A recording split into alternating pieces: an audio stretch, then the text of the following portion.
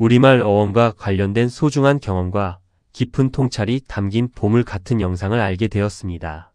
수많은 영상 속에 묻혀두기 아까운 내용이라 요약하여 기록으로 남깁니다. 본 포스팅의 저작권은 원작자인 세상 돌아보기 채널에 있습니다. 우리말 어원 탐구 오디오 5편 중 마지막 편을 시작하겠습니다. 첫 번째 이야기 불, 고래, 두레, 박, 대자연과 함께 온 우리말의 깊은 뿌리입니다. 우리가 일상에서 무심코 사용하는 우리말 단어 속에는 구석기 및 신석기 시대부터 자연을 관찰하고 삶을 꾸려온 우리 조상들의 지혜와 역사가 담겨 있습니다. 유튜브 영상 내용을 바탕으로 흥미로운 우리말 어원 추론을 정리해드립니다. 첫 번째, 두레박과 테두리 그리고 우리의 어원입니다. 우물이 있던 시절 물을 깃던 두레박을 뜯어보면 마을 공동체의 역사가 보입니다. 두레는 마을에서 공동으로 노동력을 모아 협동하던 전통조합 시스템인 둘레에서 유래했습니다. 둘레는 서로 협동할 수 있는 일정 공간과 범위, 즉 마을의 구역을 뜻합니다. 테두리는 삶의 터전을 의미하는 터와 둘레가 합쳐진 말로 한 곳에 정주하여 농경 생활을 하던 문화적 배경을 반영합니다. 우리는 돼지우리, 소우리처럼 울타리를 뜻하는 말로 이동하며 생활하던 유목 및 유랑의 흔적이 함께 녹아 있습니다. 두 번째, 박에서 파생된 수박과 호박입니다. 박은 밝다라는 어원에서 유래한 아주 오래된 채소입니다. 보름달처럼 크고 밝은 박을 보며 대박, 즉 큰 박이라는 표현이 생겨났습니다. 수박은 물이 많은 박이라는 의미입니다. 호박에서 오는 오랑캐나 외부에서 들어온 수입품을 뜻합니다.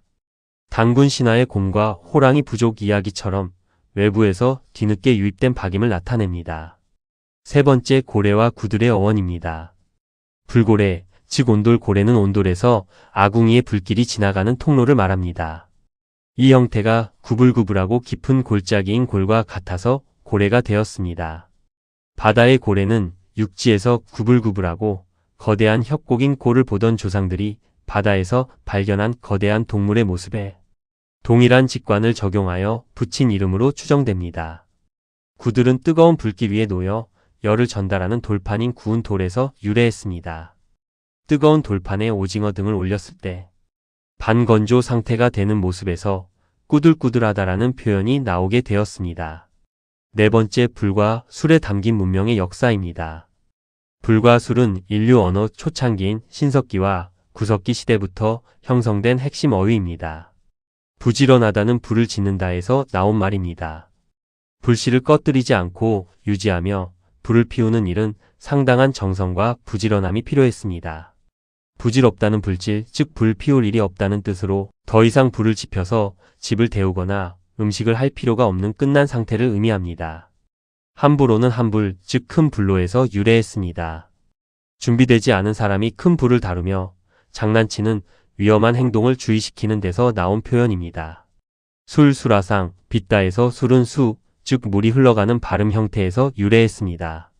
임금의 팝상인 수라상도 원래는 술상, 즉 수라에서 비롯된 오래된 어휘입니다. 술과 도자기를 빚다라는 표현은 핏가를 낸다는 의미인 핏과 연관되어 있습니다. 다섯 번째, 새의 부리와 벌판입니다. 새의 부리는 삼조고나 새를 위에서 내려다 보았을 때 주둥이 모양이 불꽃이나 촛불의 형상을 닮아 불이, 즉 불이라 부르게 되었습니다.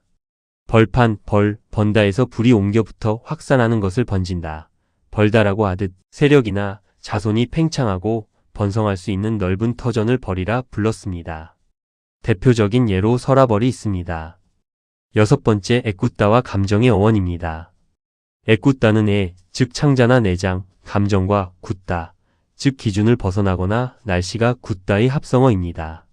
태양과 신을 뜻하는 알이 개인에게 들어오면 을이 되고 몸 안의 장기 및 감정으로 성화되면 애가 됩니다. 안타까운 일로 감정과 몸이 경직되는 상황을 애가 굳다, 즉 애꿎다라고 표현했습니다.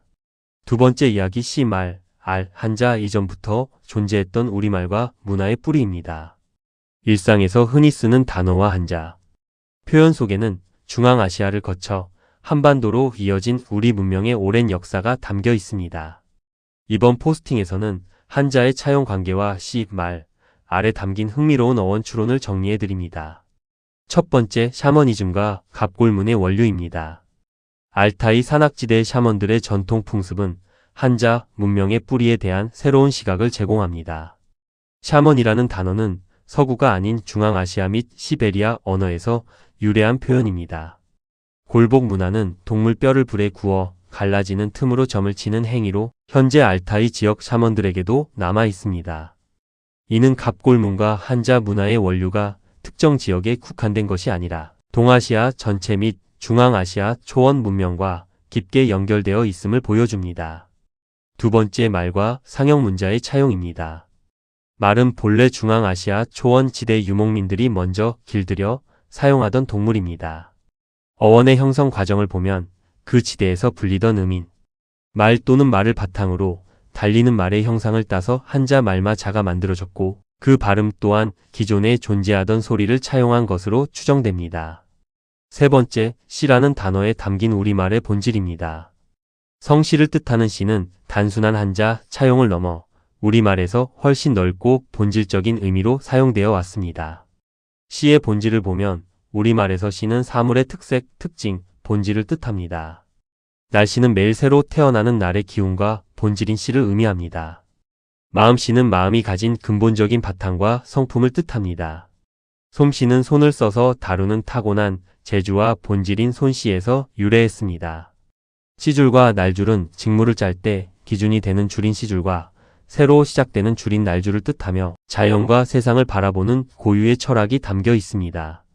씨앗 및 씨알은 사물의 근원이 되는 알맹이를 뜻하며 남편의 집을 뜻하는 시집, 즉 시집이나 꽃의 구조인 시방 등 생명과 근본을 다루는 다양한 어휘로 파생되었습니다. 네 번째, 알과 금에 담긴 신성함입니다.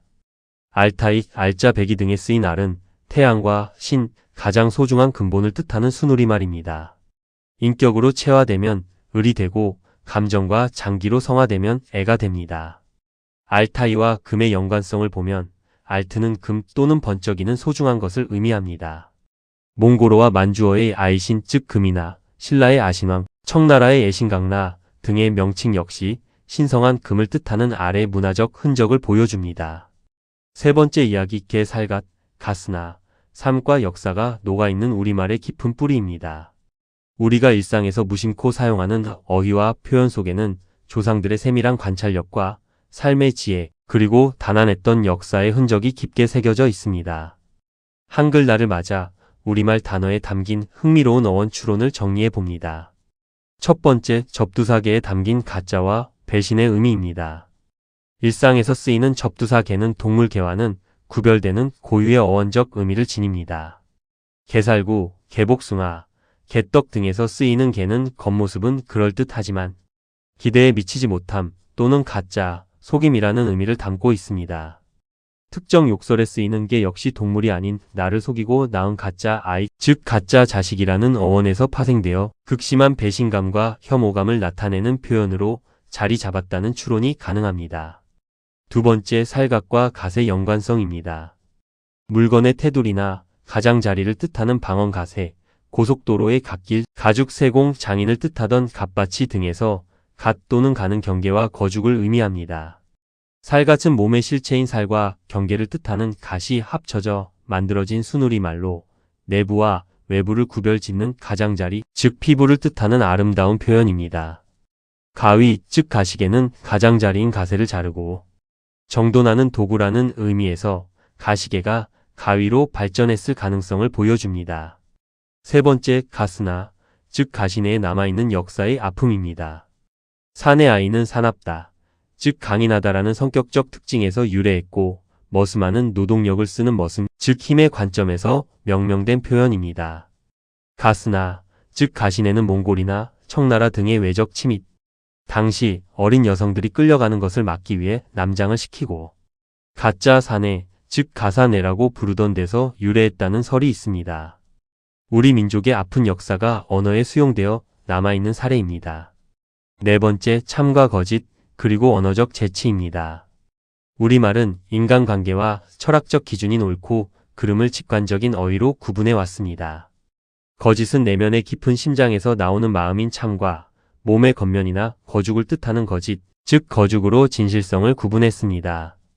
맞다와 틀리다는 목재를 홈에 딱 맞추는 형태에서 맞다가 비틀어지고 틀어진 모습에서 틀리다가 유래했습니다. 아니다의 제짝은 기다 또는 기호이며 틀리다의 제짝은 맞다입니다.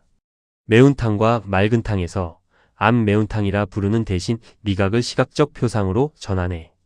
맑은탕이나 질이라 부르는 것은 우리말이 가진 특유의 감각적 재치와 미학을 잘 보여줍니다. 네 번째 이야기, 가야, 김수로 왕의 원래 이름은 무엇일까요? 마리와 아래 담긴 북방 문명의 흔적입니다. 삼국유사나 고서에 기록된 삼국시대 사람들의 한자 이름은 뜻보다는 음과 뜻을 빌려 적은 향찰식 표기가 많습니다. 가야를 건국한 김수로 왕의 명칭을 비롯해 고대 지명과 관직에 남아있는 순우리말, 마리와 아래 어원적 의미를 추론해 봅니다. 첫 번째, 가야 건국 세력과 북방 유목 문명입니다.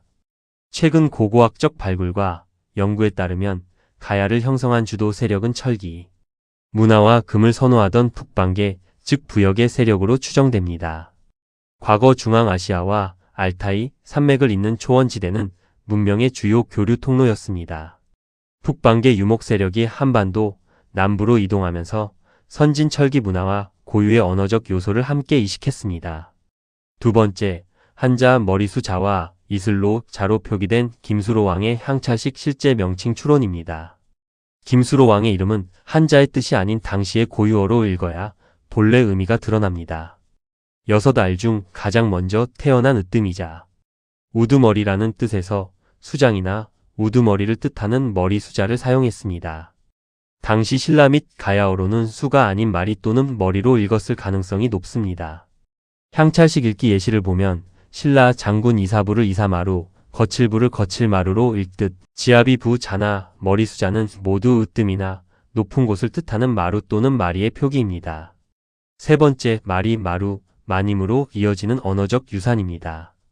하만의 마리산 고분군, 강화도, 마니산, 진안, 마이산 등은 말의 형상이라기보다 하늘과 가까운 가장 높고 성스러운 산, 즉 머리산이라는 뜻에서 유래했습니다. 신라의 왕호인 마리가는 으뜸가는 칸, 즉 왕중의 왕을 뜻합니다.